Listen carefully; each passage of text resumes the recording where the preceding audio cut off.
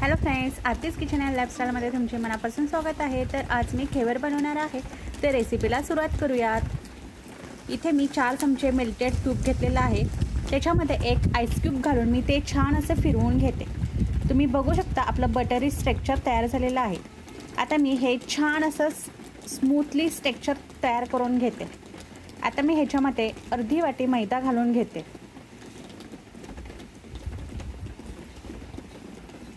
तो छान असा मिक्स करून घेते। नंतर मी 1 चमचा गव्हाचं पीठ घालून घेते आणि 1 चमचा डाळीचं पीठ घालून घेते। आता ते छान असं मिक्स करून घेते। आता मी ह्याच्यामध्ये चिल्ड दूध घातलेलं आहे अर्धा ग्लास। नंतर मी त्याच्यामध्ये अर्धा ग्लास पाणी घातलेलं आहे, ते पण थंड। आता मी हे छान असं गाळून घेते। ते मी 10 मिनिटं फ्रीजमध्ये ठेवलेलं होतं।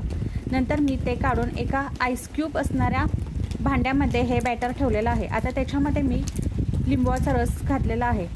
आता इथे मी रबडी तयार करून घेतलेले आहे आणि तुम्ही बघू शकता आता मी त्याच्यामध्ये इथे मी तूप गरम करून घेतलेलं आहे। आता मी त्याच्यामध्ये 25 ते 30 वेळा एक थेंब चमच्याने असं बॅटर घातलेलं आहे। तुम्ही बघू शकता छान असा घेवर तयार झालेला आहे।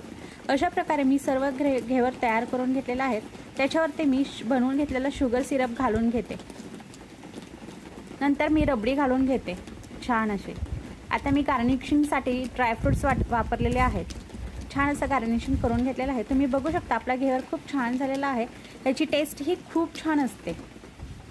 जर तुम्हाला ही रेसिपी आवडली असेल तर माझ्या व्हिडिओला लाईक शेअर सबस्क्राईब करायला विसरू नका। धन्यवाद।